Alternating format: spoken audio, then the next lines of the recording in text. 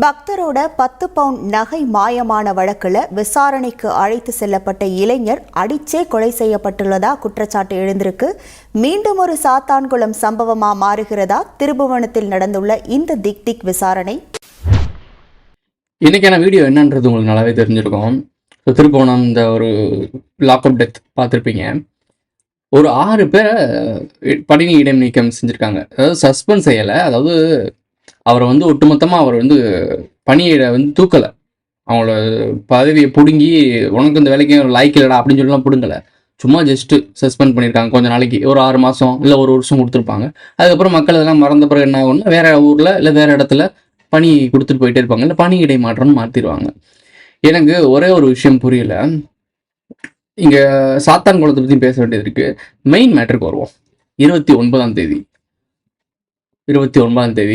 இந்த சம்பவம் நடந்திருக்கு. பத்திரகாளி அம்மன் கோயிலில் பக்தரோட 10 பவுன் சங்கிலி திருடப்பட்டிருக்கு, அதாவது 10 பவுன் நகை திருடப்பட்டிருக்கு. அந்த ஒரு வழக்கில் தான் அவர் அஜித் குமார்ன்றவரை தூக்கிட்டு போகிறாங்க. 29 வயது நபர். ஒரு இடத்துல 26ன்னு சொல்கிறாங்க, ஒரு இடத்துல 29ன்னு சொல்கிறாங்க. 26ம் 29ம் இந்த 6, 9 நம்ம ஆளுகளுக்கு தெரியும். எப்படி வேணாலும் அது யங் யாங்லாம் வரும். ஓகே, இப்போ இந்த இன்சிடென்ட்ஸில் என்ன நடந்திருக்கு அப்படின்னா, ஒருவோட டெத்தாக இருக்காரு. அதாவது காவல் நிலையத்தை கூட்டு போய் அவர், அதாவது தோப்புல கூட்டு போய் அடிச்சிருக்காங்க. அப்புறம் பத்திரகாளி அம்மன் கோயிலோட பின்னாடி மாட்டுக்கொட்டை இருக்கும்ல, அந்த மாட்டுக்கொட்டைகளை வச்சு அடிச்சிருக்காங்க. அங்கே தான் இறந்துருக்காரு அவர். இது எனக்கு ஒரு விஷயம் புரியவே மாட்டேங்குது. ஒரு கோயில் வளாகத்தில் நடந்திருக்கு. அறநிலைத்துறையில் இதில் தலையிட்டிருக்கணும்ல, நேரத்துக்கு சேகர்பாபு பறந்து வந்திருக்கணும்ல அந்த இடத்துல. எப்படி என்னுடைய ஸ்டாஃப் அழிப்பீங்க? ஏன்னா அவரோட துறையில் இருக்கக்கூடிய ஒரு கோயிலில் தானே நிர்வாகம் பண்ணிட்டு இருக்காரு. அவர் டெம்பரரியான ஒரு ஒர்க்கராக இருந்தாலும் அவங்களுடைய அவங்களுடைய டெரிட்டரியில் இருக்கக்கூடிய ஒரு கோயில், அறநிலையத்துறையில் ஒரு அவங்க நின்றுருக்கணும்ல, நின்று பெரிய லெவலில் பேசியிருக்கணும்ல. சாத்தான் குளத்துக்கு எல்லாரும் போர்டு பிடிச்சிங்க, அப்பா அம்மா என் பேரங்கிறேன், சொந்தக்காரன் வந்தக்காரன் கட்சிக்காரங்க எல்லாருமே. இப்போ அதே மாதிரி ஒரு டெத் தானே. இப்போ அதை மட்டும் நான் பேச வரல. இன்னைக்கு நம்ம அப்பா என்ன சொல்லியிருக்காரு அப்படின்னா, ஜெய் பீம்னு ஒரு படம் வந்துச்சு, ரொம்ப மனசை உழுக்கக்கூடிய ஒரு படம். அந்த இருளக்கூடிய மக்கள் குறவர் மக்கள் தான். ஸோ அந்த மக்களுக்கு இந்த மாதிரி நடக்கிற அநியாயத்தை நம்மளுடைய நண்பர், அவரோட நம்மளுடைய அப்பாவோட நண்பரான சூர்யா சொன்னாராம். 2 பேரும் ஒரே கிளாஸ்மேட் போல. ஸோ அவங்க சொல்லியிருப்பாங்க போல. இந்த படத்தை பார்த்துருக்காரு. முதலமைச்சருக்கு படம் பார்க்கறது தானே நேரம் இருக்கு. ஸோ படம் பார்த்துருக்காரு. இந்த படம் மனதை ரொம்ப ஒழுக்கிடுச்சு, தூக்கமே இல்லை, மனதை ரொம்ப டிஸ்டர்ப் பண்ணிருச்சுன்னு சொன்னார். லாக்அப் டெத்தை பற்றி பார்க்கும்போது நானும் சரியில் இருந்தவன் தான், மிஸ் ஆ கைதி அப்படிலாம் சொல்றாங்க. என்னுடைய மனதில் மிகப்பெரிய தாக்கத்தை ஏற்படுத்திய திரைப்படம் ஜெய் பீம் படம். என்னுடைய அருமை நண்பர் நடிகர் சூர்யா அவர்கள் அந்த திரைப்படத்தை பார்க்க வேண்டும் என்று சொல்லி எனக்கு அழைப்பு விடுத்தார். அந்த திரைப்படத்தை பார்த்துவிட்டு 2-3 நாட்கள் நான் தூங்கவே இல்லை. சிறைச்சாலை சித்திரவதையை நீங்கள் அந்த சினிமாவில் பார்த்திருப்பீங்க. ஆனால் நான் அதை உண்மையிலே அனுபவிச்சேன். அதனால் மற்றவர்களை விட என்னை அந்த படம் கூடுதலாக பாதித்தது. ஓகே, சிறைக்கு போனவர், இந்த சிறையோட அனுபவம் தெரியும். இந்த இறப்பை ஒரு படமாக பார்த்து, இந்த படத்தில் எமோஷனலாக பார்த்து ரொம்ப மனம் வேந்து டிஸ்டர்ப் ஆகிருக்கீங்க, தூக்கம்லாம் போயிருக்கு உங்களுக்கு. ரியல் லைஃப்பில் இப்போ ஒரு லாக்அப் டெத் நடந்திருக்கேன். உங்களுக்கு தூக்கம் இப்போ நிம்மதியே தூக்கம் வருதா என்ன? இப்போ நீங்கள் தான் அதிகாரத்தில் உட்காந்துருக்கீங்க. அதாவது காவல்துறை அதிகாரம் இருக்குல்ல, அந்த அதிகாரம் ஒட்டுமொத்தமாக உங்கள் கண்ட்ரோலில் இருக்குது. ஸோ உங்களுடைய பார்வையில் இருக்க அதிகாரத்தில் தான் இது நடந்திருக்கு. ஒரு மேல் அதிகாரிகள்லாம் அவங்களோட அனுமதி இல்லாமல் இங்கே எதுவுமே நடந்திருக்க வாய்ப்பு இல்லை. ஸோ இப்படி ஒரு விஷயம் இன்சிடென்ட்ஸாக திருப்பி நடந்துகிட்டு இருக்கே, இதை பற்றி ஏன் இதை யாருமே யோசிக்கவே மாட்டீங்க? தேர்ட் ப்ராசஸில் ஏன் இதை யோசிக்கவே மாட்டீங்க? நம்ம ஐடபிள்யூ வீடியோ வந்ததுக்கப்புறம் இப்போ என்ன சொல்கிறாங்க அப்படின்னா, அந்த ஹைதராபாத் விமான விபத்து இருக்குல்ல, அது ஏதோ சதி திட்டமாக இருக்குமோன்னு சொல்லிட்டு ஒரு கோணத்தில் நியூஸ் பார்க்க ஆரம்பிக்கிறாங்க. இது கேள்வி கேட்கணும், கரெக்டான கேள்வி கேட்கணும். கரெக்டான கேள்வி நீ பிடிக்கும் போது தான் அவனுங்களே வருவானுங்க. அவனுக்கு வெளியே வராமல் ஒழிய முடியாது. உண்மையான விஷயங்கள், நீங்கள்லாம் ஒரு ஆடு, அந்த ஆடுகளை மேய்க்கிற மேய்ப்பர்கள் எப்போ தேவையோ பலி கொடுப்பாங்க. ஸோ இதை வச்சு இன்னைக்கான வீடியோவில் பேச போகிறோம். அங்கே வீடியோக்குள்ள போகலாம்.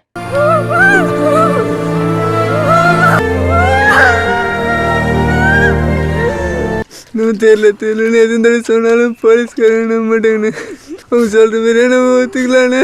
ரொம்ப அடித்தாக முடியலண்ணே. இந்த காயெல்லாம் கொஞ்சம் நல்லா அறிவிடும். அந்த திருட்டு பட்டம் காலத்துக்கு தங்கிடுன்னா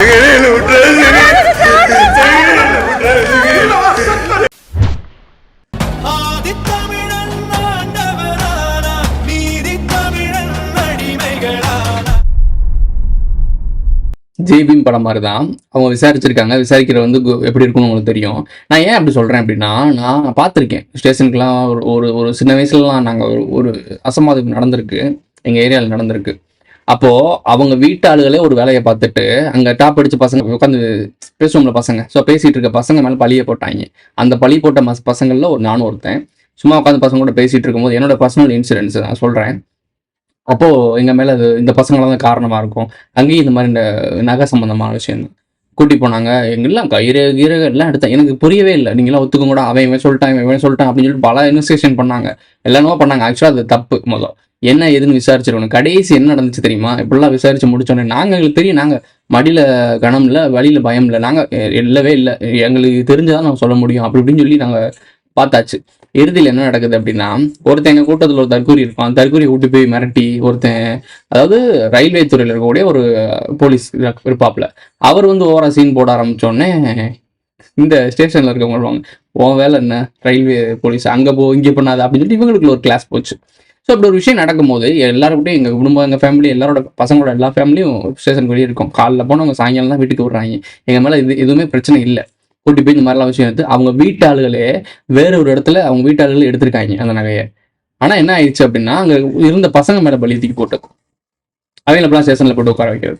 எவ்வளோ கேவலமான ஒரு விஷயம் பார்த்தீங்களா? இத்தனை வருஷமாக வாழ்ந்துருக்கோம், இதே ஏரியாவில் இருந்திருக்கோம். பட் இந்த மாதிரி ஒரு இன்சிடென்ஸ் எங்களுக்கு நடந்துச்சு.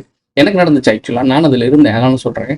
ஸோ அவங்க ட்ரீட் பண்ணுறது விஷயம் எனக்கு தெரியும். இந்த திருட்டு கேஸுக்கு போகிறவங்க, இந்த பொன்பளை கேஸுக்கு போகிறவங்க, இந்த மாதிரி அதெல்லாம் எப்படி ட்ரீட் பண்ணுவாங்கன்னு தெரியும். கண்டாமணியே அடிப்பாங்க. திருட்டு கேஸ் நீ போயிட்டுன்னு வச்சுக்கோங்க, போகிறவரெல்லாம் போடன்னு அடிப்பேன். ஏன்னா திருடிங்களை மதிக்கவே மாட்டாங்க. அங்கே கொலை கேஸ் கொண்டு போ, 4-5 பேரை போட்டு போ, உன்னை ஒரு நம்ம மரியாதையாக கூட்டி போவானுங்க. சரி, ஓகே, இது நமக்கு தெரிஞ்சனால ஒரு விஷயம் சொல்கிறோம். என்ன கம்ப்ளைண்ட் கொடுக்குறாங்கன்னா, நான் பர்ஸில் நான் ஒரு 10 பவன் நகையும் ஒரு 2000 பணமும் இருந்ததா சொல்லி புகார் கொடுக்குறாங்க. நான் திரும்ப சொல்கிறேன், அவரை விசாரிக்க கூட்டி போயிருக்காங்க. இந்த பையன் தான் எடுத்திருக்காரு அப்படின்னா கம்ப்ளைண்ட் பண்ணலாம். ஏன்னா இந்த பத்திரகாளியம்மன் கோயிலுக்கு வந்த ஒரு ஆட்கள் ஆளுங்கட்சியை இந்த ஒரு பவர்ஃபுல்லான ஒரு ஃபேமிலி பின்னணி இருக்குன்னு சொல்றாங்க. நான் சொல்ல தலைமைச் செயலத்துல இருந்து ஏதோ ஒரு அதிகாரியுடைய ரிலேட்டிவா அந்த பொருளை தொலைச்சவங்க, அதனால அந்த அந்த ப்ரெஷர்ல தான் இன்னைக்கு எஸ்பி இந்த அளவுக்கு இந்த தனிப்படையை அமைச்சு அந்த பையனை கொலை செய்யற அளவுக்கு போயிட்டாங்க. இது கொலை தான். ஸோ இப்போ இந்த மாதிரி இருக்கும்போது ஆளுமை இருக்குது அப்படின்னா, இப்படி தானே ஜெய்பீம்லேயும் ஒரு ஆளுமை இருக்க குரூப்பு ஒரு விஷயத்தை இன்வெஸ்டிகேஷன் ஒரு ரிசர்ச் பண்ணுங்க, யார் என்னன்னு கண்டுபிடிங்க அப்படின்னு சொல்லும் போது ஒரு குறிப்பிட்ட ஒடுக்கப்பட்ட மக்கள், குரல் நசுக்கப்பட்ட மக்களை நசுக்கி புழிஞ்சிருவாங்க, போட்டு தள்ளிடுறாங்க, அடிச்சே போட்டு தள்ளிடுறாங்க. ஏன்னா தப்பு செஞ்சவன் தான் ஒத்துக்கணும், தப்பு செய்யாத எதுக்கு ஒத்துக்கணும்? அவன் ஒத்துக்க மாட்டான் கடைசி வரைக்கும். அடிச்சுனாச்சும் அவனை ஒத்துக்க வைக்கணும்னு சொல்லி அடிப்பாங்க, கடைசி டெத்தே ஆயிடுவான். அதுக்கான ஜஸ்டிஸ் தான் அந்த படமா இருக்கும். இதுக்காக தான் முதலமைச்சர் அவர்கள் ரொம்ப மனசு வெந்திருக்கு. இப்போ ரியல் லைஃப்ல இப்படி ஒரு விஷயம் நடந்திருக்கு. சரி, ஓகே, அவங்க தம்பியே சொல்றாரு, எங்க உண்மையிலே அவன் திருடியே இருந்தாலும் அவனே தப்பு பண்ணியிருந்தாலும் அதுக்காக கொல்லாம செய்யணும். தப்பே பண்ணியிருந்தாலும் கொண்டிருக்க வேணான்றது என்னோட இது. இனிமேல் இந்த மாதிரி யாருக்கும் நடக்கக்கூடாது. தமிழ்நாட்டில் இந்த மாதிரி நடக்கும்னு நான் நினச்சி கூட பார்க்கல, இப்படிலாம் பண்ணுவாங்க. இப்போ 1000 கோடியை திருடிட்டு போனவன் வெளிநாட்டில் இருக்கான். உங்களுக்கு தெரியும், விஜயம் இல்லையா? அவன் ஏமாத்தானே போனேன், 10,000 கோடியை திருடிட்டு போனேன். அவனை வெளிநாட்டில் சிவப்பு கம்பளம் வச்சு டைம் பாட்டு ஜாலியாக என்ஜாய் ட்வீட் போட்டு இருக்கான். ஆர்சிபி ஜெயிச்சதுக்கு இங்கே அவன் போட்டோ வச்சு கொண்டாடிக்க இருக்காங்க. அதை பிடுங்க ஒரு வக்கு இல்லையா அங்கே இருக்கவங்களுக்கு அதிகாரத்தில் அதிகாரம். ஒன்றுமே இல்லாத ஒரு வாட்ச்மேனுங்க, கோயிலில் வேலை பார்க்குற ஒரு வாட்ச்மேன், அந்த வாட்ச்மேனை தூக்கிட்டு போய் என்னென்னலாம் பண்ண முடியும்? மிளகா பொடியை புட்டி தண்ணியில் ஊற்றி கலந்து கொடுத்துருக்காங்களாம். தண்ணி கேட்கும் போது தண்ணியில மசாலா பொடியை கலந்து தண்ணியில ஊத்தி விட்டுருக்காங்க. மிளகா பொடி தண்ணியில் ஊற்றி கலக்குறேன்னு ஆடா அவர் பலி கொடுத்துருக்கீங்களா? நீங்கள் அவரை ஆடு தானே பலி கொடுப்பாங்க. பலி கொடுக்குற மாதிரி மஞ்சள் தண்ணி ஊற்றி விட்டு உத்தரவு வாங்குவாங்க.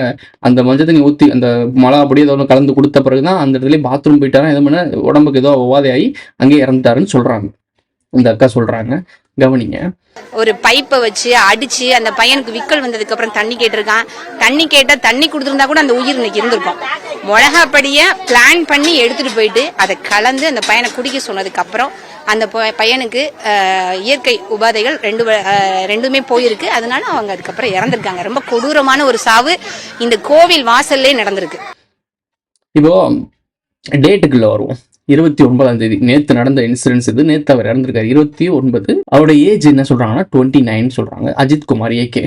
ஸோ இப்போ அந்த கோவில் பத்திரகாளியம்மன் கோவில் 10 பவுன் நகை, பக்தரோடைய நகை, இது எல்லாமே 10 கணக்காகுதா? இதில் ஒரு கோயின்சிடன்ஸ் கிடையாது. ஆனால் 11/9 கனெக்ஷன் இருக்கு. 2/9 மேட்ரா? சரி, இப்படி கூட வேணாம், விட்டுருங்க. 11/9 இதில் ஸ்ட்ராங்கான ஆதாரம் இருக்கு. காரணம் என்ன அப்படின்னா 2/9 2 பிரிச்சிங்கன்னா 1, 11/9 உங்களுக்கு தெரியும். அப்படி இல்லாட்டினா இந்த 9ஐயும் 2ஐயும் கூட்டினீங்கனாலே 11 வரும். அந்த மாதம் என்ன அப்படின்னா 6 11/9 தானே. ஸோ அவருக்கு தெரிஞ்சிருக்கு, அவங்க உறவினர் கேட்கும் போது எனக்கு கொன்றுவாங்க, நான் அவசரோட இருக்க மாட்டேன்னு சொல்லியிருக்காங்க. அப்போ உள்ள அவங்க பண்ற விதம் அவருக்கு தெரிஞ்சிருக்கு, ஏதோ சரியில்லை அப்படின்றது தெரிஞ்சிருக்கு. அதே தான் ஜெய்பீம் படத்துல ஒரு போலீஸ்காரர் சொல்லுவார், ஏமா அது வேற மாதிரி ஏதோ போற மாதிரி இருக்கு, உங்க ஊர்ல பெரிய அதிகாரி யாராச்சும் இருந்தாலும் தலைவர் இருந்தாலும் கூட்டி வா அப்படின்னு சொல்லுவாங்கல்ல. Same incidents. கொஞ்சம் வேற மாதிரி தான் போகுது, ஊர்ல பெரிய ஆளுங்க யாரையாவது உடனே கூட்டிட்டு வா. ஜெயராஜ் ஃபீனிக்ஸும் கடைசி சொல்ல வேண்டியது இருக்கு. இப்போ எல்லாரோட கோஇன்சிடென்ஸும் என்னன்னா, விழிப்புணர்வு இல்லை நமக்கு. நமக்கு இங்கே நடக்கிறது சடங்கு நரபலி இதெல்லாம் நடக்குது இல்லை, இதோட டேட்டும் காலங்களும் நமக்கு சரியாக தெரிஞ்சிச்சு அப்படின்னா, அவனுங்க எந்த டைமிங்கில் இந்த வேலைலாம் பார்ப்பானுங்கன்னு தெரிஞ்சிச்சுன்னா உஷாராய்க்கலாம். விஷயம் தெரிஞ்சவன் எஸ் ஆயிடுவான், விஷயம் தெரியாதவே மாட்டிக்குவான். அவங்களுக்கு என்ன தெரியும்பா, ஒரு வாட்ச்மேனாக இருந்திருக்காப்புல, அவருக்கு தெரியுமா இன்னைக்கு 11/9 அப்போது இல்லாமல் அவங்க ஒரு மாதிரி பண்ணுறாங்க, லாக்அப் டெத்து பண்ணுறதுக்கு வாய்ப்பு இருக்குது. அதுவும் பத்திரகாளி அம்மன் கோயில், அவங்க பத்திரகாளி அம்மன் கோயிலுக்கு பின்னாடி வச்சு தான் முடிச்சு விட்ருக்காங்க. இது பலி சடங்கு மாதிரி தானே இருக்குது, இல்லை வேற எதுவும் இருக்கா? பத்திரகாளி அம்மன் கோயில்னா என்ன, ஒரு ஆக்ரோஷமான ஒரு சாமி, மஞ்சள் தண்ணி ஊற்றுறதுக்கு பதிலாக மிளகாப்பொடியை கொடுத்துருக்காங்க. டெத்தாக இருக்கார் 11/9 அன்னைக்கு. எனக்கு ரொம்ப நாளாக ஒரு குறிப்பிட்ட ஒரு 2 வாரமாக இந்த 11/9 மைண்டக்கில் ஓடிக்கிட்டே இருந்துச்சு. அடிக்கடி நிறையா பார்க்குற மாதிரி இருந்துச்சு. சொன்ன நம்ப மாட்டீங்க, இன்றைக்கி நான் சேனலில் வேணாம் இதுக்கு ரொம்ப எக்ஸ்ட்ரா ப்ளேஸ் பண்ணுற மாதிரி இருக்கும். ஸோ நிறைய விஷயங்கள் இருக்குது, அவங்க பேசுகிறதெல்லாம் கவனிங்க. இந்த மாதிரி உங்கள் பையன் இறந்துட்டா, மார்ச்சூரில் எரிக்கான் அப்படின்ற தகவல் இப்போ தான் சொல்லியிருக்காங்க. இந்த பையன் வந்து முழுக்க பார்க்குறப்ப அந்த பையன் மேலே எந்த ஒரு வழக்குமே இல்லை. இந்த பையன் மேலே முன்னாடி எந்த ஒரு குற்ற வழக்கோ இல்லை இது வழக்கோ எந்த ஒரு வழக்குமே இல்லை. தவறான ஒரு புகார்தாரை சரியாக விசாரிக்காமல் இந்த பையனை குற்றம் சாட்டப்பட்ட ஒரே கருத்துக்காக இந்த பையனையே ஃபோக்கஸ் பண்ணி விசாரித்து அவனை தாக்கி, இது வந்து ஒரு கொலை தான்.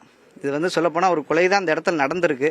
மெயின் விஷயம் என்னன்னா, அவரோட மேலே எந்த ஒரு கேஸும் கிடையாது. பெண்டிங் கேஸ், பெட்டி கேஸ் இந்த மாதிரி எதுவுமே கிடையாது. 75 கூட போட்டதுல போல அவர் மேலே எந்த கேஸும் இல்லைன்னு சொல்கிறாங்க. அப்போ எந்த ஒரு கேஸும் இல்லாத ஒருத்தர் நபரை எப்படி ட்ரீட் பண்ணணும்? இருக்கலாம் அப்படின்னு தானே. ஏன்னா கோயிலில் பல பக்தர்கள் கூட்ட நெரிசல் அதிகமாக இருக்க இடம்னு சொல்கிறாங்க.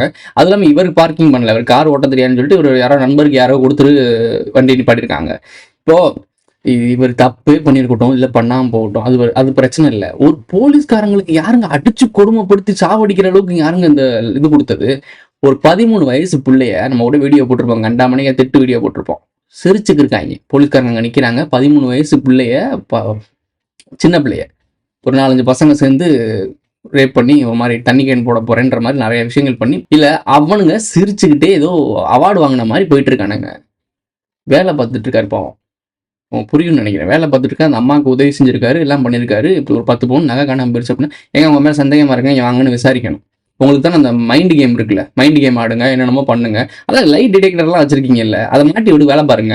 எதுக்கு ஒருத்தனை அடிக்கிறீங்க? பொய் சொல்றானா உண்மையாக சொல்றான்னு தெரிஞ்சிட போது. லைட் டிடெக்டர் வச்சு நீங்க செக் பண்ணீங்கன்னா, ஓகே பொய் சொல்றான்டா, பொய் சொல்றேன் மிஷின் சொல்லி வச்சு பாரு அப்படின்னு சொல்லி ஈஸியாக பிடிச்சிடலாமே. அதுக்கு அடிச்சு லட்டியை தூக்கி இவ்வளோ சொருகி, என்னங்கடா இது? இதை ஒரு வெளியே இருக்கவே ஒருத்தனை அடிச்சு கொண்டான்னா அது கேஸ் போட்டு அவனை ஜெயிலில் தள்ளி கொண்டு அவனை தண்டனை வாங்கி கொடுக்குறீங்க. இதே தண்டனை வாங்கி கொடுக்குற அதிகாரிகள் இதை பண்ணாங்கன்னா சஸ்பெண்ட் தானா? எனக்கு சீரியஸ்லி புரியல. எனக்கு என்ன மாதிரி ஒரு விஷயம் தெரியல. ஒரு எக்ஸ்ட்ரா துணுக்குகள் தரேன். இந்த வணிக கும்பல் இருக்குல்ல, இந்த வணிக கும்பல் கண்டு வெட்டி வாங்குறதுக்கு அடாவடியாக கண்டு வெட்டி கொடுத்து திருப்பி கலெக்ட் பண்ண போவாங்களா? கலெக்ட் பண்ண போறவங்க அந்த டைமிங்ல நான் சொல்றேன், இப்போ இல்லை, அந்த டைமிங்ல பாலிசின்னு ஒன்று இருக்கும். அந்த பாலிசியை வாங்குறதுக்கு இப்போ பேங்க்ல கூட இருக்குல்ல, இந்த பாலிசியில் இணைஞ்சுக்கோங்க, அந்த பாலிசி சரியா வரல அப்படின்னா, அந்த பாலிசி மூலியமா வரக்கூடிய பணம் ரிட்டர்ன் வரல அப்படின்னா, அதை வாங்குறதுக்கு ஒரு ஏஜென்ட்ஸ் இருப்பாங்க, வாங்குறதுக்கு ஒரு ஆட்கள் போவாங்க. அந்த ஆட்கள் பேர் தான் பாலிசி வாங்குற நபர்கள். இப்போ பாலிசி வாங்குற நபர்கள் அடாவடியா வாங்கி திருப்பி கொடுப்பாங்க. யாரு? வணிக கும்பலுக்கு. இப்போ அந்த வணிக கும்பல் தான் காலப்போக்கில் போலீஸா மாறி இருக்கோ அப்படின்ற ஒரு கேள்வி குறிங்க வருதா இல்லையா? அதான் இல்லையா? அதான் உண்மை. ஸோ இப்படி ஒரு விஷயம் வந்திருக்கு. இது ஒரு ரொம்ப நுணுக்கமான விஷயம். இதெல்லாம் படித்தாதான் புரியும், படிக்காத அவங்களுக்கு புரியாது. நார்மலாக பார்க்குறப்ப என்ன அப்புறம் பாலிசி போலீஸ் ரெண்டும் ஒன்னே மாதிரி இருக்குன்னு சொல்றியா அப்புறம்னா, நுணுக்கமாக தேடிப்பாரு. பேங்கிங் சிஸ்டத்துக்கும் இங்கே நடக்கிற அதிகார விஷயத்துக்கும் இங்கே இருக்க கட்டமைப்புக்கும் யோசிச்சுப்பாரு. வணிகர்கள் தன்னை பாதுகாத்துக்கிறதுக்காக பல படைகள்லாம் வச்சுருந்தாங்க. தேடு படை எதுக்கு வச்சுருக்கணும்? தனக்கான தனிப்படை. இப்போ முதலமைச்சர் அவர்களுக்கு தனி படை வச்சிருக்காரு. முதலமைச்சரோட பார்வையில் தானே போலீஸ் கண்ட்ரோல் இருக்கு. போலீஸ் மொத்தமும் கண்ட்ரோல் அவர் கண்ட்ரோல் தானே இருக்கு. எல்லாமே நுணுக்கமான விஷயங்கள் தான். வரலாற்று பின்னணியில் நீங்கள் தேடி பார்க்கும் போது தான் பல விஷயங்கள் புரிஞ்சுக்க முடியும். நமக்கு நாலேஜ் இல்லாதனால தான் கண்ட விஷயங்களுக்கும் கண்ட காரணத்துக்கும் ஒன்றுமே இல்லாத காரணம். ஓகே, ஒரு திருட்டு கேஸ் அது என்ன ஏதுன்னு விசாரிச்சு அவருக்கு தண்டனை பண்ணிருக்கானா கோர்ட்டில் ஆஜர்படுத்தி ஓகே இவ்வளோ தண்டனை இல்லை ஃபைனு இல்லை அந்த பணத்தை திருப்பி கொடுத்துட்டு அவங்கள்ட்ட ஏதாச்சும் ஒரு காம்ப்ளிமெண்ட் ஏதாவது ஒன்று பண்ணி அதுக்கு ஒன்று முடிவு பண்ணியிருக்கணும். அதுக்கு மரணம் தான் முடிவா?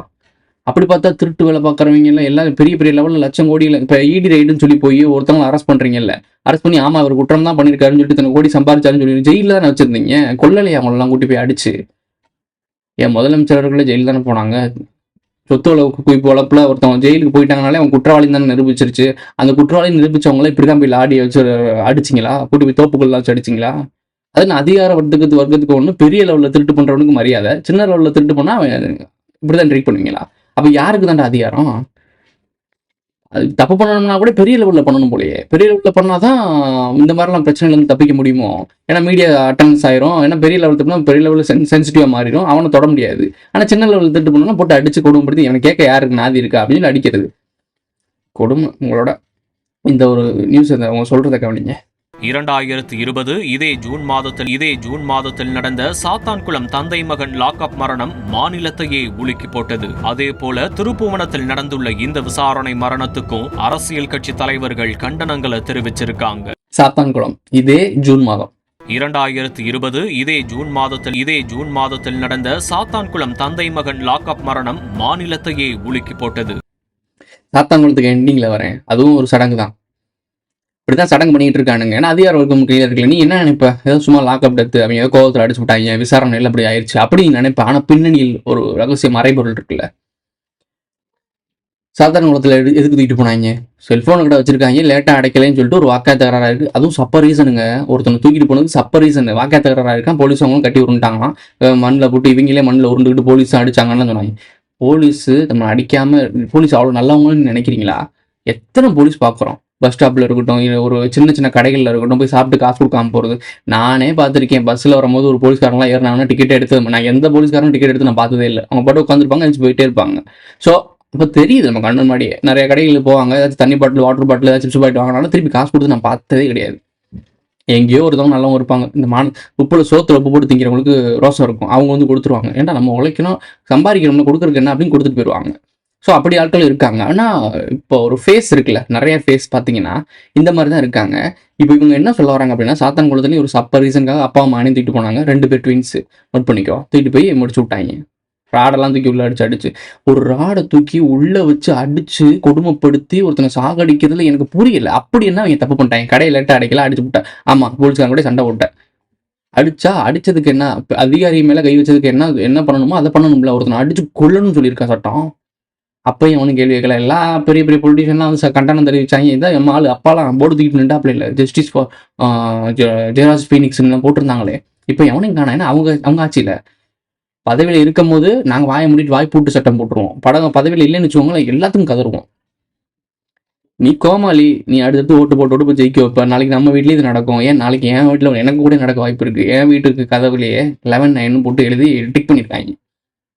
சரி, பக்கத்து வீட்டுக்கு கதவுலேயே எழுதியிருக்கும் போல நம்பர் நம்ம வந்து கோ இன்சூரன்ஸாக 11-9 நமக்கு வந்திருக்குன்னு நினச்சேன். இல்லை எல்லா இடத்துலையும் வேறு சும்மா பென்சிலில் இல்லை இந்த ஷாப்பீஸில் எழுதியிருக்காங்களே தவிர வேறு நம்பர், டிஃப்ரென்ஸான நம்பர் தான் இருக்குது. தவிர என் வீட்டில் மட்டும்தான் 11-9 போட்டு பை போட்டு அங்கே டிக் பண்ணி விட்டுருக்கானுங்க. ஃபோட்டோ கூட போடுறேன் பாரு. ரொம்ப நாளாக இருக்குதுண்ணா. சரி இது என்னத்தை அப்படின்னு சொல்லிட்டு இன்றைக்கி பேசிகிட்டு இருக்கும்போது என் மண்டைகளே ஓவர 11-9 மண்டைகளை ஓடும்போது கண்டிப்பாக நம்ம சொல்லி பதிவு பண்ணிடணும். நாளைக்கு யாருக்கு தெரியும்? நம்மளே ஏதாச்சும் ஒன்று பெட்டிக்கு சப்ப ரீசன் தான் தூக்கிட்டு போகிறாங்க. ஏதோ ஒரு சப்பன் ரீசன் நம்மளும் தூக்கிட்டு போனாங்கன்னா உங்களுக்கு தெரியணும்ல. கதிர் அப்படி பண்ணிட்டு போயிருக்காங்கன்னா உங்களுக்கு தெரிஞ்சிடணும். டக்குன்னு நானே ஆக்சுவலாக நான் டக்குன்னு ஸ்ப்ரெட் பண்ணிடுவேன். எனக்கு தெரியும் அது பேஸ் ஆகணும்னு. இவங்கள மாதிரி தற்கொலை மாதிரி டம்மி பீஸாக நம்ம போய் இவங்கள மாதிரி போட்டு பலியாகிறதுக்கு. ஸோ நம்ம தூக்கிட்டு போனாலும் தெரிஞ்சிடும் என்ன மாதிரி இது எதுன்னு தெரிஞ்சிடும். யாரை வச்சு என்ன பண்ணணும், எப்படி மூவ் பண்ணணும்னு தெரியும். மூவ் பண்ணிட்டு போயிடலாம். இப்போது ஒரு விஷயத்தை கவனிங்க, நம்ம பேசுறதுலாம் நம்ம கவனிங்க. ரொம்ப முக்கியமான மேட்டர்லாம் பேசுகிறாங்க. கோயிலில் வச்சு கொலை நடந்திருக்கு. இன்னைக்கு அந்த அறநிலைத்துறை யார் கண்ட்ரோல்ல இருக்கு? சேகர் பாபு அமைச்சர் கையில தானே இருக்கு. அந்த அறநிலைத்துறையில வேலை பார்த்த பையன் தான் இந்த தம்பி. காவல்துறை கொலை தான் பண்ணிருக்கீங்க. சட்டத்துல இடம் இருக்கா உங்களுக்கு கொலை பண்றதுக்கு? சஸ்பெண்ட் பண்ணா மட்டும் போதுமா? அதுவும் இந்து அறநிலைத்துறையுடைய கண்ட்ரோல்ல இருக்க ஒரு கோயில்ல கோசாலையில வச்சு கொலை சொல்லி செய்ய சொன்னாங்களா? பார்த்துருப்பீங்க. இந்த அக்கா கொஞ்சம் தெளிவாக பேசுகிறாங்க. அங்கே இருக்க மக்கள்லேயே கொஞ்சம் விஷயம் தெரிஞ்சு பேசுகிறாங்க போல். இவங்க தான் நிறைய விஷயங்கள் சொன்னாங்க. அதாவது சொல்கிறாங்க நிறைய விஷயம் தெரியும். போடுறேன் பாருங்கள். இப்போ அவங்க சொன்னதை கவனிச்சிருப்பீங்க. அறநிலையத்துறை சேகர் பாபு வரைக்கும் பேசுகிறாங்க. யார் இதுக்கு அனுப்ப நிர்வாகிகள் என்ன நடக்குது அப்படின்ற டீட்டெயில் பேசியிருக்காங்க. ஓகே, அடுத்து இந்த பொதுமக்கள் அங்கே இருக்க ஒரு அக்கா பேசுகிறாங்க. அந்த அக்கா பேசுகிறத கவனிங்களேன். சிவகங்கை மாவட்டம் மணப்புறம் பஞ்சாயத்துக்கு பையனுக்கு வந்து அதே நிலைமை. இன்னைக்கு அந்த பையனை கொண்டு விட்டு 5 லட்சம் 10 லட்சம் தரம்ன்றாங்க. பிரெயின் வாஷ் பண்ணி கையெழுத்து போட கூட்டு போயிட்டாங்க. நாளைக்கு எங்க உள்ள வேணா கொள்ளட்டு, எங்களுக்கு வேணா 20 லட்சம் 30 லட்சம் கொடுக்கட்டு. இதே நடக்கு. அன்னைக்கு நாங்களும் வாய முடிக்கிட்டே போறாப்ல வரு. இதே வேலையா இருக்கான். ஏதோ 4 பேருக்கு மேல நடந்திருக்கான். இதுதான் நியூஸா மாதிரி இருக்கு. ஏன்னா ஒரு கட்டத்துக்கு மேல இது ஓயாம நடக்குதுன்றப்ப நாளைக்கு நம்ம வீட்லயே இது நடந்துருமோன்னு பயம் வந்து மக்கள் கொந்தளிக்க ஆரம்பிச்சுறாங்க. ஸோ அப்படி கொந்தளிச்சது 4வது தூரம் இந்த மாதிரி நடக்குதுங்க அப்படின்னு சொல்லி சொல்றாங்க. இதே வேலையை வச்சுட்டு தூக்கிட்டாங்க, அவனும் அதை பிரச்சனைனா தூக்கிட்டு போயிடுறாங்க, தூக்கிட்டு போய் இந்த மாதிரி பண்றாங்கன்னு சொல்லி சொல்றாங்க. அவங்களுடைய குமுறலை கொத்துறாங்க. ஒரு ஓப்பனா சொல்றாங்க, என் வீட்லயும் பிள்ளை இருக்கு, என் பிள்ளையை தூக்கிட்டு போங்க, அப்படி கொண்டு விட்டு 20 லட்சம் 30 லட்சம் கொடுங்க. மண்டையை கழுவுறாங்களாம். அந்த வீட்டில் அந்த இறந்து போனார்ல, அவங்க அம்மா அப்பாவை தம்பியும் கூட்டி போயிட்டாங்களாம். யாரு ஆளுங்கட்சி சம்பந்தப்பட்ட ஆட்கள் கூட்டிட்டு போயிட்டாங்களாம் மண்டை கழுவி. அதிகாரத்தில் தான் சொல்றேன், வேலை தரேன், காசு தரேன் அப்படின்னு சொல்லிட்டு இது பண்ணிடுவாங்க. ஒருத்தனோட உயிருக்கு வேலையும் காசும் முடிஞ்சு வச்சு. அவருடைய மெமரிஸ் என்ன வளர்த்த. எனக்கு ஒரு மனிதனோட உயிருக்கு இதுதான் வேல்யூவா? இப்போ நான் வந்து இது ஒரு சென்சிட்டிவான டாபிக் தான், இதெல்லாம் கடந்து போயிட்டே இருக்கலாம். பட் ஆனால் என்ன ஒரு விஷயம்னா, இது மனித நேயத்துக்கு அப்பாற்பட்ட ஒரு விஷயங்க. நம்ம நடந்துகிட்டு இருக்க விஷயங்கள் வந்து சும்மா ஏதோ ஒருத்தவங்க கோவத்தில் அடிச்சு விட்டாங்க, அவன் இந்த பையன் வந்து ஏதோ திருடிட்டான், பெரிய கொலை குற்றம் பண்ணிட்டான், இப்போ ஒரு ரேப் பண்ணியிருக்கான், ஒரு 80 வயசு கிழவிய மூதாட்டியை ரேப் பண்ணுறாங்க. அவங்களப்பெல்லாம் இப்படி கூட்டி போய் அடிச்சு கொண்டு போட்டிங்கன்னா கூட ஒரு மனசாரும், ஓகே இது மாதிரி நடக்கக்கூடாதுன்னு சொல்லிட்டு. அது அச்சுறுத்தலான ஒரு செயல். ரோட்டில் போகிறப்போ செயின் அத்துக்கிட்டு போகிறாங்க.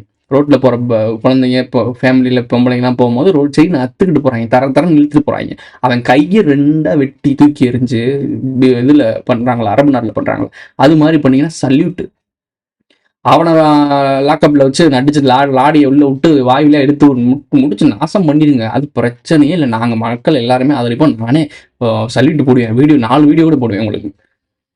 திருட்டு முள்ள மாதிரி பயிலுக எவ்வளோ பேர் இருக்காங்க. அவங்க அடிச்சு கொள்ளுங்க, நாசம் பண்ணுங்க, இந்த மாதிரி கூட்டி போய் கூட பண்ணுங்க, பிரச்சனை இல்லை. அஃபிஷியலாக பண்ணுறீங்களா இந்த மாதிரி பண்ணுங்க, தப்பே கிடையாது. என்கவுண்டர்லாம் பண்ணுறீங்களா அந்த மாதிரி பண்ணி விடுங்க, தப்பே கிடையாது.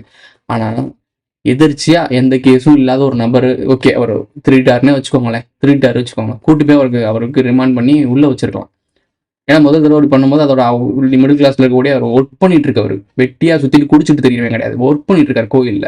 ஸோ ஒரு வாட்ச்மேன் வேலை பார்க்குறவருக்கு தெரியும். அப்போ இந்த மாதிரி நடந்துச்சுன்னா அவமானத்துல அடுத்து கூட பண்ணாம இருக்கலாம், திருந்திடலாம். நான் சொல்றது அவர் தப்பு பண்ணியிருந்தால்.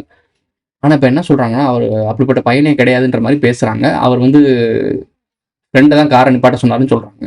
அப்போ ஏதோ ஒரு சிக்கல் நடந்திருக்கு இதுக்குள்ள. இவர் வந்து உள்ள லூப்ல மாட்டி விட்டுருக்கானுங்க, அது உள்ள போய் லாக்அப் டெத் ஆயிருக்காரு. இது தவறு தானே? ஒரு சின்ன குற்றத்துக்காக ஒருத்தனை உயிர் பலி வாங்குறதா? இப்போ நாளைக்கு நான் இருக்கேன், நான் கூட இப்போ பைக்கில் போகிறேன்னு வச்சுக்கோங்களேன். பைக்கில் போகிறப்போ ஒரு பக்கத்தில் ஏதோ ஒரு பெரிய அதிகாரியோட ஃபேமிலி இருக்குப்பா. நான் காரில் போகிறப்ப இடிச்சிட்டோன்னே என் மேலே தப்பு இல்லாட்டி அவங்க மேலே தப்பு இருக்குது, அவங்க தான் வந்து இடிச்சாங்க. நான் அதை எதிர்த்து கேள்வி கேட்டேன்னா நீ எப்படா கேள்வி கேட்பேன்னு சொல்லிட்டு. இப்போ ரீசெண்டாக கூட ஒரு பிக் பாஸில் ஒருத்தனை அதிகார வர்க்கம் இருக்குன்னு சொல்லிட்டு ஜட்ஜோட பையன் வந்து ஏதோ ஒன்று பண்ணாருன்னா அவருக்கா நம்ம கூட வீடியோ பேசியிருப்போம். அந்த மாதிரி பெரிய புள்ளிகள், பெரிய பதவியில் இருக்கவங்க வீட்டில் நம்ம எதிர்த்து நிற்க முடியாது போலையே, நியாயம் அப்படி ஜெயிக்காது போலையே. அப்போ பணபலம், அதிகார பலம், வலிமை, சொத்து பேரு புகழ் இருந்துச்சுன்னா நீங்க என்ன வேணா பண்ணலாமா இந்த உலகத்துல? இப்போ சாதாரண மக்களுக்கு குரல் கொடுத்தானே ஆகணும். நமக்கு நாம தானே குரல் கொடுக்கணும், நமக்கு நாமே தான் நிக்கணும். அதான் சொல்றாங்க, நமக்கு நாமேன்னு பயணம் போவாங்க. ஆனா அவங்களுக்கு அவங்க தான், அவங்களுக்கு அவங்க, மக்களுக்காக இல்லை. நமக்கு நாமேன்னு சொல்றது அவங்களுக்கு சுத்தி இருக்க நமக்கு நாமே. தற்கொலைடா நீங்களாம். மேலே சொல்றேன், எவ்வளோ சாவு இருந்தாலும், எவ்வளோ உண்மை வெளியே வந்தாலும் கண்ணு விழிக்கவே மாட்டேன். விழிச்சுக்க பொழைச்சுக்கன்னு சொல்லிக்கிட்டு தான் இருக்கீங்க, ஒரு பயவிலையும் கேட்கறது இல்லை. கீழே இருக்க ஒரு 6 போலீஸ் மேல பழிய போட்டுட்டா உயரதிகாரிகள் பிரஷர் கொடுக்காம ஒருத்தவங்க கொலை பண்ற அளவுக்கு போவாங்களா? எண்டிங்க பார்ப்போம். இப்போ பெரிய அதிகாரிகளோட ஃபோர்ஸ் இல்லாம, அதாவது அவருடைய தலையீடு இல்லாம அவங்க ஒரு விஷயத்த பண்ணிட முடியாது. கொடூரமா அடிச்சு தாக்கி இந்த மாதிரிலாம் பண்ண முடியாது. அதுவும் கோயிலோட அந்த சுத்தி இருக்க ஏரியாலே வச்சு பண்ண முடியாது அப்படின்னு சொல்றாங்க. அப்போ அங்க அவங்க ஏவிய நாய்கள், ஏவிய ஆட்கள், அதுக்கு மேல கட்டளை விட்டது எப்பவுமே எஸ்கேப் ஆயிடுறான். இப்போ நல்லா யோசிச்சு பார்த்தீங்கன்னா, இப்போ காட்டுக்குள்ளே இருந்து சந்தனம் கடத்தினா வீரப்பேன்னு சொல்லி நியூஸ் வரும். ஆனால் கடத்துகிற சந்தனத்தை யார்கிட்ட விற்கிறான், யாருக்கிட்ட தந்தத்தை விற்கிறான், வாங்குறவன் யாரு, முதலாளி யாரு, அப்படிலாம் எதுவுமே தெரியாது. அப்புறம் இங்கேருந்து தமிழ்நாட்டிலேருந்து கூலி வேலைக்கு போனவங்களும் சுட்டுக் கொள்வாங்க. எல்லாம் ஓகே, சரி ஓகே, சுட்டு கொண்டீங்கப்பா. அப்போ வாங்குறவனே இதே மாதிரி கூட்டி வந்து சுட்டுக் கொள்ளணும்ல. நீ எப்படி சுட்டு, இந்த மரத்தான வெட்ட சொன்ன, வாட அந்த மரத்துலேயே கூட்டி வந்து உனக்கு கட்டி வச்சு சுடுறோம்டான்னு சொல்லி பண்ணீங்களா? கிடையாது. அப்போது உனக்கு புரிஞ்சிருக்கணும், பணமும் பேரும் புகழும் இருந்தா இங்க ஜஸ்டிஸ்லாம் ஒன்றும் கிடையாது. காசு இருந்தா ஜஸ்டிஸ் கிடைக்கும், உனக்கு கிடைக்கும். எனக்கு ஒரே ஒரு விஷயம், இப்போ ஒரு கோர்ட்ல வந்து இப்போ நான் தப்பு செஞ்சிருக்கேன், ஒருத்தன் தப்பு செய்யலை, அவன் மேலே குற்றம் வந்துருச்சு. இப்போ நானும் கோர்ட்டில் வந்து கேஸ் போடுறேன், அவங்களும் கேஸ் போடுறாங்க. இப்போ 2 பேரும் வாதாடிட்டு இருக்கோம். அவரும் வாதாடுறாரு, நானும் வாதாடுறேன். அவங்க வக்கீலும் வாதாடுறாங்க. அவர் வந்து பாவம் காசு இல்லாத அப்புறாணி ஆளுன்னு வச்சுக்கோங்களேன். அவர் வாதாட வர்றாரு, கவர்மெண்ட் வக்கீலை வச்சு வாதாடுறாரு. நான் வந்து காசு பணம் நல்லா பெரிய லெவலில் வச்சிருக்கேன். நான் வந்து பெரிய வக்கீல், நல்ல மைண்டான வக்கீல், குற்றவாளியை கூட நிரபாதரன்னு சொல்லி வெளியே கூட்டி வர்றது, அதான வக்கீல் தொழில் பண்ணிட்டு இருக்காங்க. ஸோ அந்த மாதிரி பண்ணிட்டு பண்றாங்க. இந்த விசாரணை ஆரம்பத்திலிருந்து போலீசார் குற்றவாளிகள் என்ற கோணத்திலேயே நடக்குது. சட்டம் எல்லாருக்கும் சமம். So I request a free and fair trial in a criminal court. Police அடிச்சதாலேயே இதை கொலை குற்றமா மாற்றக்கூடாது. யாராச்சும் ஒரு வக்கீல் வந்து இல்லை உங்க மேலே தப்பு இருக்கு, என்னால வாதாட முடியாதுன்னு சொல்லி வெளியே வந்தாங்கன்னா அவங்களுக்கு வியாபாரம் நடக்காது. ஏன்னா பல பேர் திருட்டு வேலை பண்ணிட்டு தான் கோர்ட்டுக்கே போறாங்க. புரியுன்னு நினைக்கிறேன். எனக்கு தெரிஞ்ச ஒரு பையனை ஏதோ ஒரு இடத்துல அவங்க லேண்டு வந்து ஒருத்தர் கொடுக்கலன்னு சொல்லி ஒரு லேண்டு மேட்ரு சொன்னான். தம்பி அதெல்லாம் பேச முடியாத தம்பி, வேணாண்டான்னு சொல்லி விட்டேன். அவங்களுடைய பர்சனல் எக்ஸ்பீரியன்ஸை சொன்னாங்க. அவர் ஒரு பின்புலத்தில் இருக்காருன்றனால, அவர் ஒரு குரூப் சார்ந்தவர்ன்றனால அந்த இடத்துக்கு மானியம் கேட்குறாரு. நான் இவ்வளோ அமௌண்ட் கொடுக்கல, இந்த இத்தனை ஏக்கர் எனக்கு வெளியே கொடுன்னு சொல்லி மிரட்டுறாராம். ஸோ புரிஞ்சுக்கோங்க. அப்போது இங்கே நடக்கிறது ஜஸ்டிஸ்ன்றது ஒரு விஷயம் இருக்குது. இப்போ என்கிட்ட பணபலம் இருக்குது, நான் வந்து ஒரு கேஸ் நடத்தி அந்த இடத்துல வந்து எனக்கான சாதகமாக எழுதிட்டேன். ஏன்னா அவர் வந்து கவர்மெண்ட் வக்கீல், முடிஞ்ச அளவுக்கு தான் அவருக்காக போராடுவார். இவருக்காக ரிஸ்க் எடுத்து இறங்கிலாம் ஃபீல்டு ஒர்க்லாம் பண்ண வாய்ப்பு இல்லை. ஸோ அவர் கவர்மெண்ட்டுக்கு இன்னும் சம்பளம் கிடைக்கிறதுக்கு ஈக்குவலாக தான் வேலை பார்ப்பாரு. பட் நாம எவ்வளோ வேணால் எக்ஸ்ட்ரா காசு கொடுக்குறது, கார் வாங்கி கொடுக்குறது, டிவி வாங்கி கொடுக்குறது, ஃப்ரிட்ஜ் வாங்கி கொடுக்குறது, இந்த மாதிரிலாம் பண்ண ஆரம்பிச்சோம், ஜுவல் வாங்கி கொடுக்குறது, இந்த மாதிரிலாம் பண்ணிட்டோம் அப்படின்னா அவங்க என்ன பண்ணுவாங்க? நம்மளை ஜெயிக்கிறது தானே பார்ப்பாங்க. அப்போது எப்படி நியாயம் கிடைக்கும்? இங்கே பொதுவாக எல்லாத்தையுமே நான் சொல்லலை, குறிப்பிட்ட இடத்துல நடக்குதா இல்லையா? நிறைய அநியாயம் பண்ணவங்களாம் இப்போது அந்த இதெல்லாம் இருக்குங்க, நிறைய இருக்குது, நிறைய மேட்டர் நடக்குது. ஜஸ்டிஸ் இங்கே கிடைக்கவே இல்லைன்னு சொல்லலை. கரெக்டான கேள்வி கரெக்டான இடத்துல கேட்டால் மட்டும் தான் ஜஸ்டிஸ் கிடைக்குது. ஒன்றுமே கேட்க தெரியாதவங்க, பேச தெரியாதவங்க, பின்புலம் இல்லாதவங்கலாம் இருந்தாங்கன்னா அவ்வளோதான், முடிச்சு விட்ருவாங்க. அவன் மேலே பழியை போட்டு போயிட்டே இருப்பாங்க. அப்படிலாம் நடக்கிறதுனால தானே படங்களில் படம் எடுக்கிறாங்க. வேணாலு நீ என்னாலு ஒரு படத்தில் இருக்குன்னு ஒரு சீன், வெளியே வரப்போ ஜெயிலேருந்து தப்பாக கூட்டி போயிடுவாங்க. வெளியே வரப்போ கேட்பாங்க, நீ என்ன ஆளுடா அப்படின்ட்டா, நீ இந்த ஆளுலாம் வெளியே போ, நான் இந்த ஆளு அப்படின்னு சொல்லி ஆண்ட பரம்பரை கூட்டங்களா, ஆண்ட பரம்பரை கூட்ட பேர சொன்ன மாதிரி வீட்டுக்கு பற்றி விட்டுறாங்க. அந்த ஒடுக்கப்பட்டவங்க தாழ்த்தப்பட்டவங்கன்னு ஓரமாக நிற்க சொல்கிறாங்க. அவங்கெல்லாம் பெட்டி கேஸ் போட கூட்டி போகிறாங்க. நடக்குதா இல்லையா? ஒரு படத்தில் காட்டுறாங்கன்னா, ஒரு சினிமாவில் காட்டுறாங்கன்னா, இப்படி ஒரு இன்சிடென்ட்ஸ் நடந்துச்சுன்னு சொல்லி தானே சினிமாவில் காட்டுறாங்க. அப்போது அது எங்கே அந்த அதிகாரம் சரியாக செயல்படுது? அவங்க மேலே இருக்க பெட்டி கேஸையும் அவங்க மேலே இருக்க சுமையும் குறைக்கிறதுக்கு எவனோ ஒருத்தன் வாயில்லாத பூச்சி மேலே போட்டுருது. இது நடந்துக்கிட்டு தானே இருக்குது. இது நடக்கிறதுனால சினிமா படமாக எடுத்து அதை விழிப்புணர்வு கொடுக்குறாங்க. அப்போ இங்கே ஜஸ்டிஸ் கிடைச்சிட்டு இருக்கு? கண்ணை விழிச்சுக்க, இங்கே நடக்கிறது என்னன்னு புரிஞ்சுக்க, எல்லாருக்கும் புரிய வைங்க விஷயத்த. முதல் ஸ்கூல் திட்டங்களில் சட்டத்திட்டம்னா என்னன்னு சொல்லிக் கொடுங்க. என்னென்னத்தையும் சொல்லிக் கொடுக்கறதுக்கு தனியாக சட்டத்திட்டத்தை சொல்லிக் கொடுக்குறதுக்கு ஒரு பாடம் வைங்க.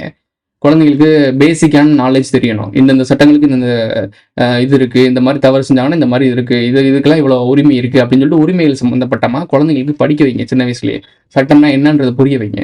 புரிய வச்சுச்சுன்னா அப்புறம் அந்த குழந்தைங்களுக்கு தெரியும் இது தவறு இல்லைன்னு தெரியும். அப்போது தவறான கேஸ் போட்டு அவங்கள ஒடுக்கிட முடியாது. அந்த நாலேஜ் சின்ன வயசுலேருந்து கொடுக்கணும். இதெல்லாம் படிப்பில் கொண்டு வரணும். அது கொண்டே வர மாட்டாங்க. மக்களுக்கு உண்மையே தெரியக்கூடாதுன்னு தற்கொலையாக வச்சுட்டு இருக்காங்க. சரி, ஜெயராஜ் ஃபீனிக்ஸோட மேட்டருக்கு வருவோம். ஜெயராஜ் ஃபீனிக்ஸ் அந்த மேட்டரில் ஜெயராஜுக்கு வந்து 58 வயது, கூட்டினா 13. அவங்க பையனுக்கு வந்து ஃபீனிக்ஸ் இருக்கார்ல, அவருடைய ஃபீனிக்ஸ் அவருடைய பேருக்கு வந்து 31 வயது. 58 கூட்டினா 13, இங்கிட்டு 31, 13 திரிகள் தலையில் போடு. இது மட்டும்தான் நடந்திருக்கா? 22ஆம் தேதி இந்த கேஸ் நடக்குது. 22னா 4, அங்கே நம்ம முன்னாடியே சொல்லியிருப்போம். 4 2 பிரிச்சுன்னா 13. அது இதில் இருக்காது.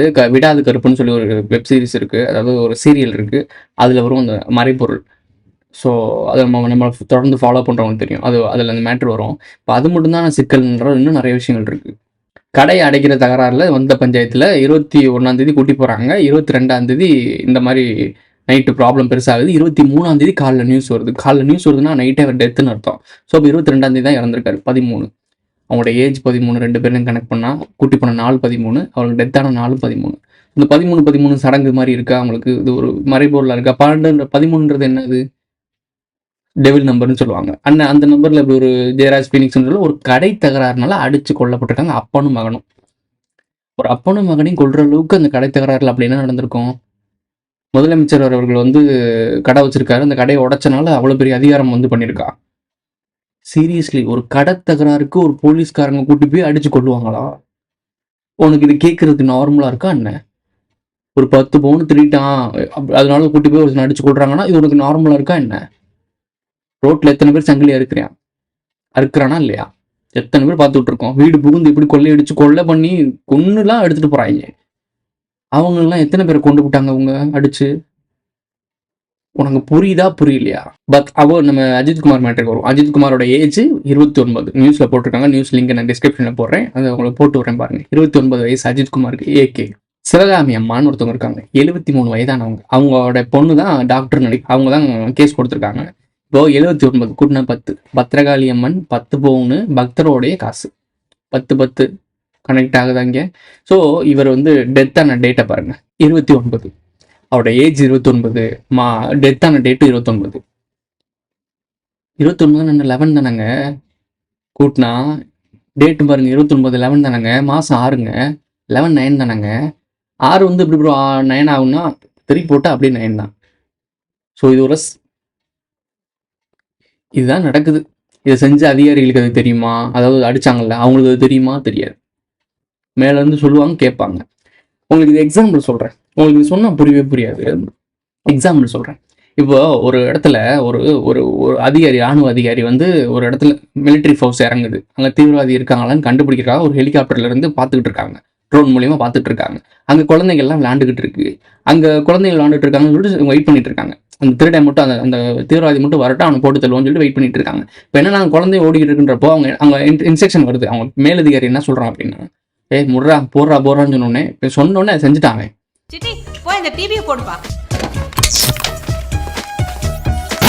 அம்மா அவன் போடுன்னா போட்டுடுவாமா, டிவி ஆன் பண்ணுன்னு அவங்க கிட்ட தெளிவா சொல்லணும். அதிகாரி சொன்ன உடனே அதை அவன் செஞ்சுட்டான், இன்ஸ்டியூட் பண்ணிட்டான். அந்த குழந்தை இருந்தாலும் சரி சுட்டு கொண்டு அந்த குழந்தையும் செத்துருக்கும். அந்த இடத்துல இப்போ போர் நடக்கும் போது எப்படி இந்த குழந்தைகள் இருக்க கோர்ஸ் ஹாஸ்பிட்டலில் அங்கெல்லாம் ஸ்கூல்லலாம் குண்டு விழுகுதில்ல, எப்படி இன்ஸ்ட்ரக்ஷன் மேலேருந்து வந்தா உடனே அப்படி தானே வளர்த்துருக்காங்க. ஸ்கூலுக்கு போனோன்னு என்ன சொல்லுவாங்க, மேம் வாயில் கைவி, பெஞ்சில் முட்டி போடு, உட்காரு. அதாவது நமக்கு அதிகாரி மேலே யார்?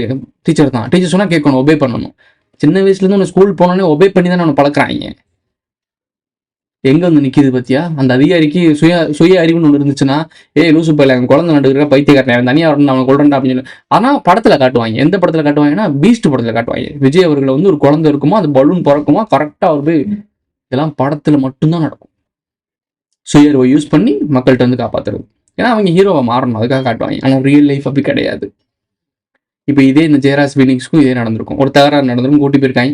ஒரு சிலாம் ஸ்கிரிப்ட் பண்ணி தான் பண்ண மாதிரி, ஏதோ வேணும்னே பண்ண மாதிரி தான் இருக்குது, வேற ஒன்றுமே கிடையாது. அதான் எனக்கே தோணுது, நம்ம 9/11க்கும் நம்ம கனெக்ட் ஆகும், 11/9க்கும் நம்ம கனெக்ட் ஆகிட்டு இருக்கோம். ஸோ நம்மளையும், எனக்கு தெரியும் நமக்கு ஒரு ப்ரொடெக்ஷன் இருக்குன்றது தெரியும். பட் இருந்தாலும் நம்ம ஒரு கான்சியஸோடு இருக்கணும். பிசுறு திட்டினாலும் தூக்கிடுவாங்க. அது எவ்வளோ தெளிவாக இருக்கும்னு யோசிச்சு பாருங்க. அவங்க நினச்சிருப்பாங்களா, கோயில் எவ்வளோ வந்துட்டு இருந்தவர் நினச்சிருப்பாரு, அப்படி கூட்டி போய் அடுத்தாலும் நம்ம போட்டு தெரியுறாங்கன்னு? எதுக்கு சத்தோன்றதே தெரியாது. கான்சியஸ் இருந்துச்சுன்னா அப்படி கூட்டி போய் உனக்கு போட்டு தரனால நீ முடிச்சிருவ. எவன் வேலை அதுக்கு சம்மந்தப்பட்டோம்னா மொத்த வம்சத்தையும் நீ அழிச்சிருவ. நான் அந்தளவுக்கு உனக்கு பொட்டன்ஷியல் வந்துடும் 4th. ஸோ இதெல்லாம் தெரியாதவன் தான் போட்டு தருவாங்க. ஏன் சுத்தம் எதுக்கு சுத்தம்னு எனக்கு தெரியாது. ஏன் வாழ்கிறோம், எதுக்கு வாழ்கிறோம், யாருக்காக சாகுறோம், எதுவுமே தெரியாமல் செத்துக்கிட்டு இருக்கோம், வாழ்ந்துட்டு இருக்கோம்னா இதுக்கு தான் சொல்கிறேன், உண்மை புரிஞ்சுக்கோங்கன்னு சொல்கிறேன். நம்ம எதுக்காக இங்கே படைக்கப்பட்டோம், நம்ம ஏன் வாழ்ந்துகிட்டு இருக்கோம், நம்மளை எப்படி இப்படி கட்டுப்படுத்துறாங்க, உலகத்தை கண்ட்ரோல் பண்ணுறதுக்கு ஏன் இவ்வளோ துடிக்கிறான், மனிதர்கள் ஏன் ஒன் வேர்ல்ட் கவர்மெண்ட்டுக்கு கொண்டு வர ட்ரை பண்ணுறானுங்க, மனிதர்கள் மேலே அவங்களுக்கு என்ன காண்டு, இதெல்லாம் நம்ம எவ்வளோ பேசிகிட்டு இருக்கோம். ஸோ இதோட வீரியம் புரியுதா அவங்களுக்கு? விழிப்புணர்வுன்றது எவ்வளோ முக்கியமான விஷயம் தெரியுதா? விழிச்சிக்க பொழைச்சிக்க, இவ்வளோதான் விஷயம் சொல்ல முடியும் என்னால். நடக்கிற விஷயத்தை பார்த்துக்கிட்டு தான் இருக்கீங்க, உங்களுக்கு புரிஞ்சுக்க மாட்டீங்க. அதுக்கு நாம் என்ன பண்ணுறது? திராவிடத்தில் நாங்கள் சாமி கும்பிட மாட்டோம், சாமி கும்பிட மாட்டோம்னு சொன்னோன்னே, இந்த ஈடி ரைட்லாம் போனோடனே கோயிலில் போய் சட்டையெல்லாம் கழட்டிட்டு ஒருத்தர் நிற்கிறார், ஒரு அமைச்சர் நிற்கிறார். போகிற நியூஸ் பாரு. ஒரு கொள்கையை ஏற்று அந்த கொள்கையை பரப்பி அந்த கொள்கை மூலியமாக தான் பதவி இப்போ அடைஞ்சிருக்காங்க. அந்த கொள்கை என்ன? கடவுள் இல்லை, கோயில்கள் இல்லை, அதெல்லாம் ஏமாற்று வேலை, நம்மளை ஏமாத்துறாங்க. ஆரியம் தான் எல்லா பிரச்சனையும் பண்ணுதுன்னு சொல்கிறாங்க. கோயிலுக்குள்ளே ஆரியம் தான் பூசை பண்ணிக்கிட்டு இருக்கு. அதாவது அங்கே அவர்கிட்ட தான் நிற்ப, சாமி கிட்ட நிற்கிறியோ இல்லை, ஆரியர்கிட்ட தான் நிற்ப.